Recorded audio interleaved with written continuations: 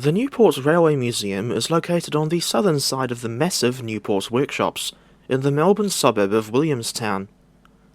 The museum first opened in 1962, and it's home to a massive collection of mostly Victorian Railways rolling stock, including steam locomotive H220 and 4 suburban EMU coaches, most notably Hitachi 187M and refurbished Harris 903M.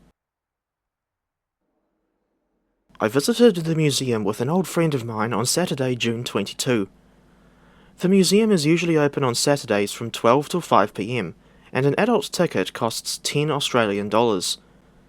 Getting here by public transport is very easy, as the museum is only 200 metres west of North Williamstown railway station.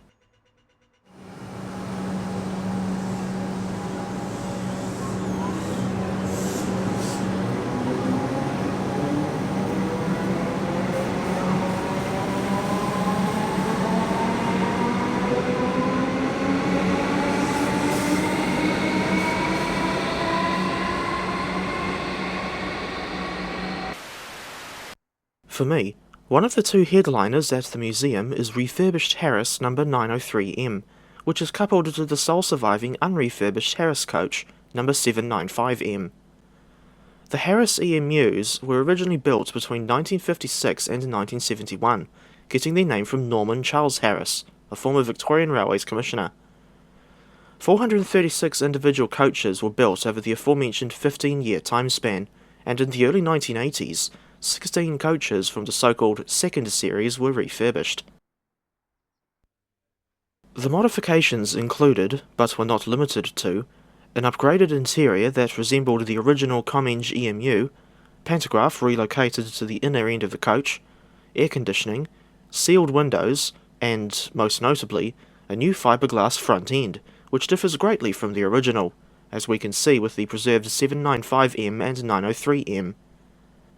The 16 refurbished coaches were made up into 4 4-car units, with 2 trailer coaches in the middle and a motor coach at each end. Despite now being heavier than their unrefurbished counterparts, the refurbished Harrises didn't see any upgrades to their traction equipment.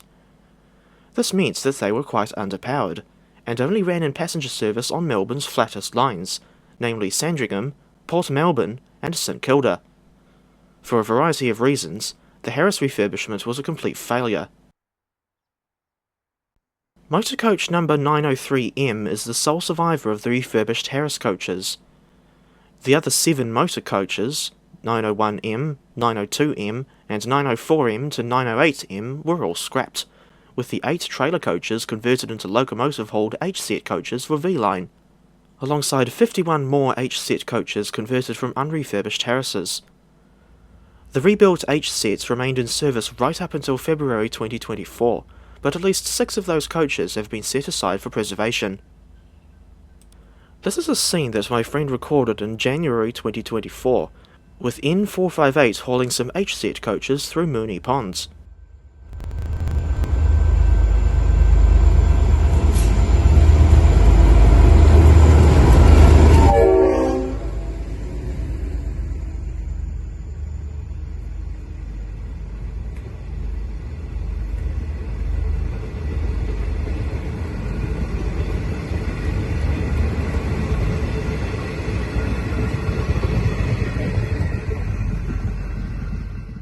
As for the 3 suburban lines that the refurbished Harrises frequented, the Sandringham line is still part of the suburban rail network, but the Port Melbourne and St Kilda lines were both closed and converted into tram lines in 1987.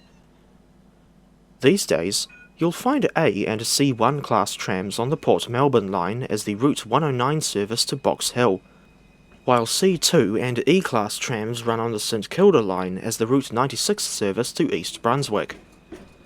When I travelled on the Port Melbourne line, I noticed that the older station building at the terminus is preserved, while nothing is left of the original stations at Graham, Northport and Montague.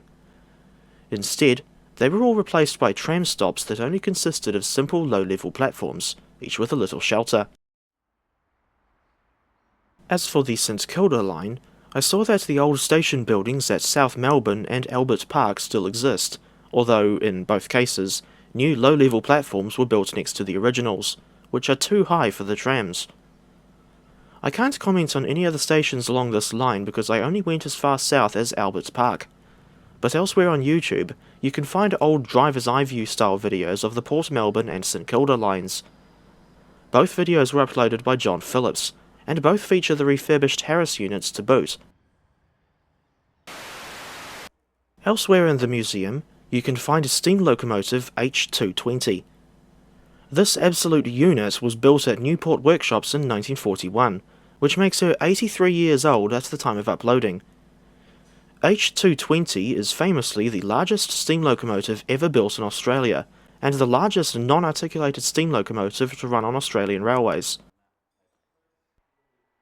As for why the H-Class 484 was designed and built in the first place, the idea was to eliminate double heading with A2 Class 460s on the overland service to Adelaide. Incidentally, a pair of A2s are also preserved at this museum, one on each side of H220. Originally, Victorian Railways intended to build 3 examples of this design, but due to changing priorities in relation to the ongoing Second World War, only one H was ever completed. This locomotive remained in service until the 1950s, although she was mostly confined to only running on the North East line. She was withdrawn in 1956 after being replaced by B-Class diesels and L-Class electrics, of which one example each is preserved at the Newport Museum. H220 wasn't written off until 1968, but these days she is a star exhibit here at the museum. People can use the suitably placed stairs to climb up onto H220's footplate, where you can kind of get a sense of what this thing would have been like when she was actually in steam, or what it would have been like to drive her. If you lean out the window on the right-hand/fireman's side, you can get a good shot of the electric locomotive L1150. And if you turn around to look back east, you can see steam locomotive J556, but for whatever reason, she carries the number plates from her scrapped classmate J559. The J-Class 280 was the last new steam locomotive design introduced by Victorian Railways, with 60 examples of this class having been built by the Vulcan Foundry of England in 1954. The J's didn't last too long in service because they were introduced very late in the steam era, with the last example being withdrawn from service in 1972. Fortunately, 11 examples of the J-Class have been preserved. The locomotive sitting next to J556 is C10, the sole survivor of the Victorian Railways C-Class 280, of which 26 examples were built at Newport Workshops between 1918 and 1926. C10 was built in 1922, withdrawn 40 years later, in 1962, and set aside for preservation soon after. Her current condition depicts the final iteration of the C-Class design, complete with a setup for oil firing, electric headlight, smoke deflectors, and something called an automatic staff exchanger. I'm not entirely sure what that is, or how it worked. Not far back from J556 and C10, you can find yet another sole survivor. This is X36, a 282 tender engine built at Newport Workshops in 1929. The X-Class was a development of the C-Class 280, with a larger boiler and extra trailing truck under the cab. One notable aspect of the X's design was the provision for an easy conversion from 1600mm broad gauge to 1435mm standard gauge. Appropriately for the year in which they were built, 29 examples of the X-Class were built, and they were the most powerful freight engines on VR back in the day. It wasn't until 1960 when the final X was withdrawn from service, but as stated previously, X36 is the sole survivor. Back at the far end of the museum, and a few tracks over from the 2 Harris EMU coaches, we find one of the iconic Victorian Railways R Class 464s, of which 70 examples were built by the North British Locomotive Company of Scotland in the early 1950s. This particular example is R704, and she is notable for her appearance at the 1951 Festival of Britain, from which she retains her non-standard stainless steel boiler banding. Besides R704, 6 more examples of this class have survived into preservation. On the next track over from R704, you'll find B83, a vintage diesel locomotive built by Clyde Engineering in 1953. To me, she looks like a dual-cab version of the iconic EMD F and E units in the USA. The next exhibit we'll take a look at is swing door EMU coach number 8M, an example of Melbourne's early suburban electric trains. These units are notable for being built between 1887 and 1909 as locomotive-hauled coaches, with conversion to self-propelled EMUs taking place between 1917 and 1924. Once converted into self-propelled EMUs, the swing doors ran suburban services alongside the purpose-built Tate units, but were withdrawn and replaced by the Hitachi units by 1974. That's still an impressively long service life, especially when you remember when they were first built. At least 18 swing door coaches survived into preservation, including number 8M here. But tragically, an operational set, consisting of coaches 107M, 12AT, 24D, and 137M, was destroyed by fire in March 2015, and this was apparently an act of arson.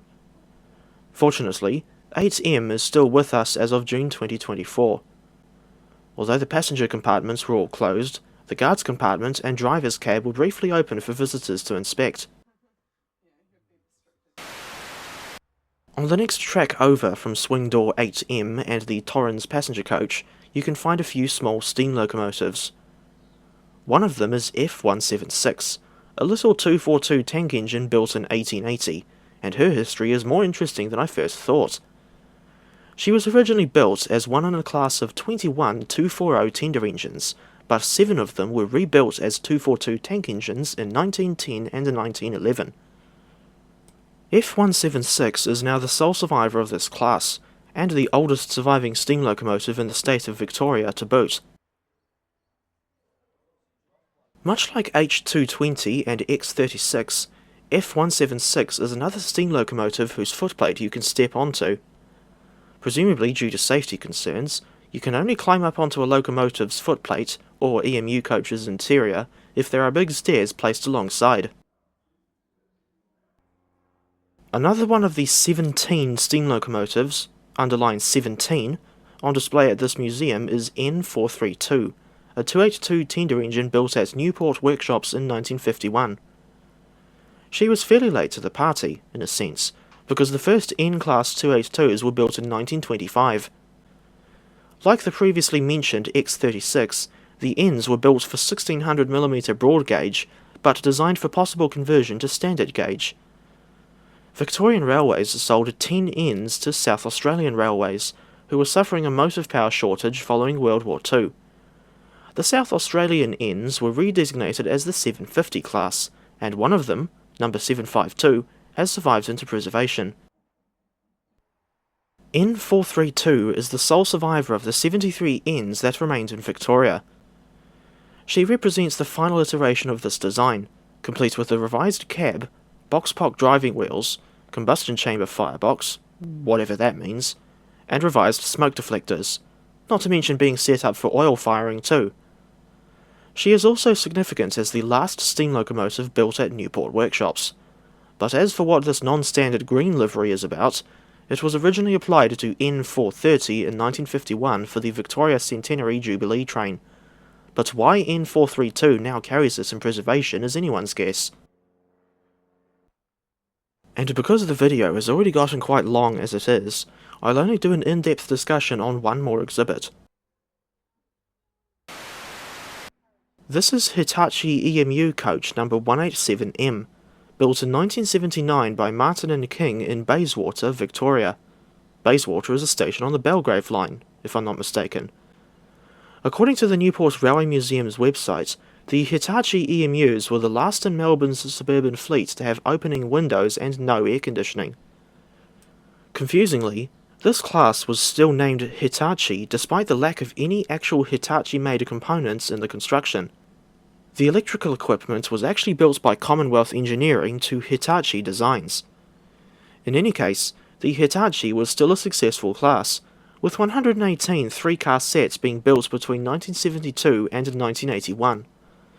The final examples were not withdrawn until 2014, although barely any units were still in service by then.